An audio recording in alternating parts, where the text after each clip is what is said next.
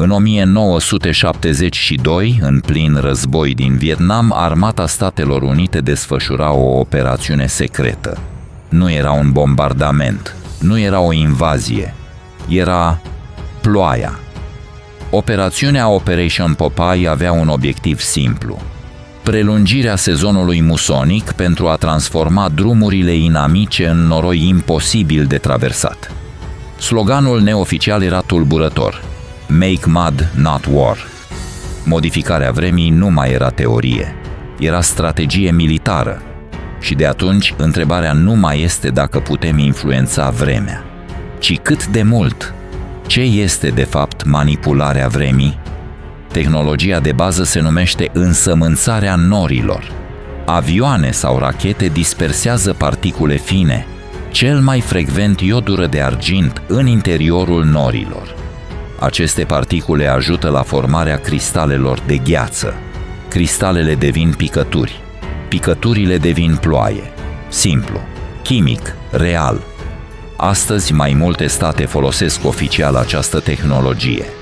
China are unul dintre cele mai mari programe de modificare a vremii din lume, folosit pentru a stimula precipitațiile sau a reduce grindina. United Arab Emirates investește masiv în ploaie artificială pentru a combate seceta. United States desfășoară programe locale pentru agricultură și gestionarea resurselor de apă. Nimic ascuns, totul documentat. Dar aici începe zona gri. HAARP, știință sau mit? În Alaska există o instalație controversată, HAARP. Oficial, scopul său este studiul ionosferei, stratul superior al atmosferei care influențează comunicațiile radio și sateliții. Neoficial, internetul l-a transformat într-o armă climatică capabilă să provoace cutremure, uragane și furtuni globale. Realitatea? Nu există dovezi că HAARP poate controla vremea la scară globală. Puterea sa energetică este minusculă comparativ cu energia unei furtuni reale.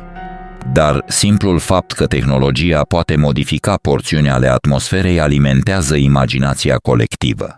Pentru că ideea rămâne: dacă putem interveni puțin, am putea interveni mai mult? Geoingineria, soluție climatică sau risc global? Pe fondul crizei climatice, un nou concept a intrat în discuție: geoingineria. Propunerea? Injectarea de particule reflectorizante în stratosferă pentru a reduce cantitatea de lumină solară care ajunge pe Pământ. Un fel de umbrelă planetară. Instituții precum NASA și organizații internaționale afiliate United Nations au analizat teoretic astfel de opțiuni. Nu pentru control militar, ci pentru a încetini încălzirea globală. Dar întrebările sunt uriașe. Cine decide temperatura ideală a planetei? Ce se întâmplă dacă modificarea precipitațiilor afectează agricultura altor state? Există riscul unor consecințe ireversibile.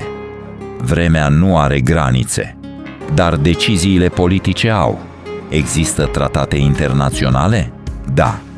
După dezvăluirea operațiunilor militare din Vietnam, comunitatea internațională a adoptat Convenția NMOD în 1977, un tratat care interzice utilizarea modificării mediului în scopuri ostile. Cu alte cuvinte, manipularea vremii ca armă este interzisă, dar utilizarea în scopuri civile rămâne permisă, iar linia dintre civil și de strategic poate deveni subțire. Putem controla uragane? Aici intrăm în zona speculației. Energia unui singur uragan este echivalentă cu mii de bombe nucleare pe secundă. Nici o tehnologie actuală nu poate genera sau direcționa asemenea forțe, cel puțin nu la scară confirmată public. Și totuși, însămânțarea norilor funcționează.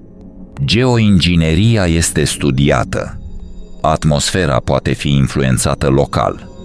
Adevărul este mai puțin spectaculos decât teoriile conspirației, dar mai complex decât negarea completă. Concluzie: nu trăim într-o lume în care cineva apasă un buton și creează uragane la comandă. dar nici într-una în care vremea este complet neatinsă de intervenția umană. Între știință, politică și necesitate climatică, manipularea vremii există, este limitată, este reglementată, este reală. Întrebarea nu este dacă putem influența cerul. Întrebarea este cât de departe vom merge când schimbările climatice vor deveni și mai severe, pentru că atunci controlul vremii nu va mai fi o teorie, va fi o decizie, istoria tentativelor de control al furtunilor. În anii 40 și 50, cercetătorii americani au încercat ceva îndrăzneț, proiectul Storm Fury. Ideea era simplă. Dacă însămânțezi un uragan cu iodură de argint, îi poți slăbi intensitatea. Rezultatele? Inconcludente. Unele furtuni păreau să își schimbe traiectoria, altele nu reacționau deloc. În final, proiectul a fost abandonat, nu pentru că era imposibil, ci pentru că natura era imprevizibilă. Cazul Chinei. Olimpiada din 2008. În 2008, înaintea ceremoniei de deschidere a Jocurilor Olimpice de la Beijing, autoritățile din China au folosit rachete de însămânțare a norilor pentru a preveni ploaia. Scopul? Un cer senin, perfect pentru transmisiunea globală. Oficialii au susținut că au forțat norii să plouă înainte să ajungă deasupra stadionului. Un exemplu clar că modificarea vremii poate fi folosită la scară urbană. Nu e teorie, e practică. Orientul Mijlociu și ploaia artificială. În United Arab Emirates, unde temperaturile depășesc frecvent 45 de grade Celsius, ploaia artificială este parte din strategie națională. Avioane special echipate zboară prin formațiuni de nori pentru a stimula precipitațiile. Uneori funcționează, alteori nu, dar investițiile continuă. Pentru statele afectate de secetă, manipularea vremii nu este conspirație, este supraviețuire. Geoingineria solară, experiment global. Un concept și mai radical este Solar Radiation Management, injectarea de particule de sulf în stratosferă pentru a reflecta o parte din radiația solară. Inspirația? Erupțiile vulcanice majore care au răcit temporar planeta. După erupția muntelui Pinatubo din 1991, temperatura globală a scăzut aproximativ 0,5 grade Celsius pentru o perioadă scurtă.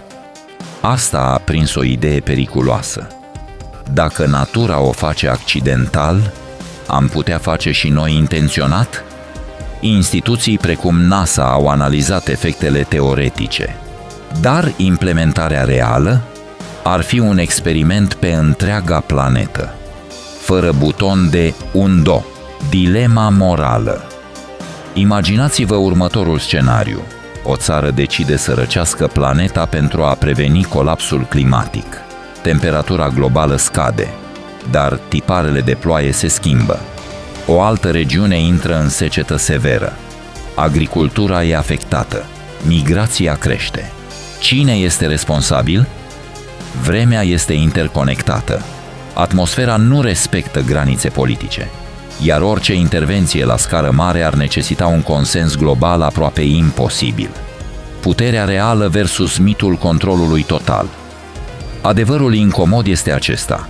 Putem influența procese locale, putem stimula precipitații, putem dispersa grindina, putem modifica ușor structura norilor, dar nu putem crea uragane din senin. Nu putem genera cutremure atmosferice. Nu putem controla clima globală cu un buton secret. Cel puțin, nu cu tehnologia cunoscută public. Și aici apare suspiciunea. Pentru că istoria ne-a arătat că unele tehnologii au fost dezvoltate în secret ani de zile înainte să fie dezvăluite. De la programul nuclear până la sateliții de supraveghere. Întrebarea nu este dacă există cercetare avansată. Întrebarea este cât de avansată. Convenția N-MOD. În 1977, Națiunile Unite au adoptat Convenția privind interzicerea utilizării tehnicilor de modificare a mediului în scopuri militare. Un document clar: manipularea mediului ca armă este interzisă, dar tratatul nu interzice cercetarea, nu interzice utilizarea civilă și nu poate controla fiecare experiment. Există un lucru pe care istoria ni l-a arătat clar: tehnologiile cu potențial strategic nu sunt niciodată dezvoltate doar la suprafață. Proiectul Manhattan a fost secret ani de zile. Programele de supraveghere globală au fost negate, până când au fost confirmate. Experimentele de modificare a vremii au existat înainte să fie recunoscute oficial. Așadar, întrebarea nu este dacă guvernele cercetează metode avansate de influențare a atmosferei. Întrebarea este cât de mult știm noi despre ele, pentru că modificarea vremii la scară locală este deja realitate. Geoingineria este discutată la nivel internațional. Modelele climatice sunt simulate pe supercomputere, iar diferența dintre simulare și implementare este uneori doar o decizie politică. Poate că astăzi controlul este limitat.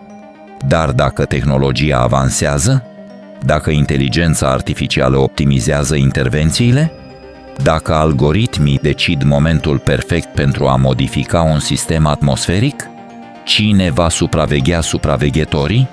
Cerul pare liber, dar sateliții îl monitorizează, modelele climatice îl simulează, laboratoarele îl testează. Și într-o lume în care informația este clasificată, iar interesele sunt globale, adevărul complet despre manipularea vremii ar putea fi mai complex decât ni se spune. Nu neapărat mai dramatic, doar mai ascuns. Și poate că adevărata întrebare nu este o se controlează vremea, ci cât de mult s-ar putea controla înainte ca noi să aflăm. Poate că manipularea vremii nu este o armă secretă globală. Poate că nu există un panou de control ascuns într-un bunker. Dar intervenția umană în atmosferă este reală, este documentată, este în creștere. Într-o lume afectată de schimbări climatice accelerate, presiunea pentru soluții radicale va crește și atunci limita dintre protecție și control ar putea deveni extrem de subțire. Cerul a fost cândva simbolul forțelor divine, intangibil, incontrolabil. Astăzi este un laborator. Întrebarea este: cine ține cheia?